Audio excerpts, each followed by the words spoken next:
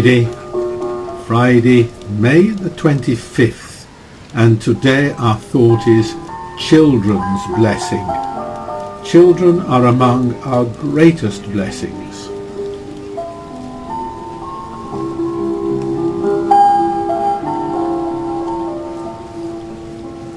Each of us is born in absolute purity. We grow, we see and learn, and we are in a constant state of wonder.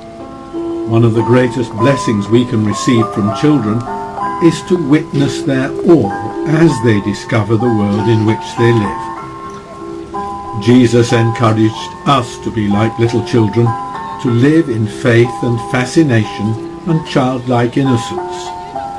Children remind me of what is truly important: love, laughter, openness, acceptance and delight. I live my life much more richly and fully as I remember to approach all my circumstances with the freshness and excitement of a child. Life is a wonder, and children are among our greatest blessings.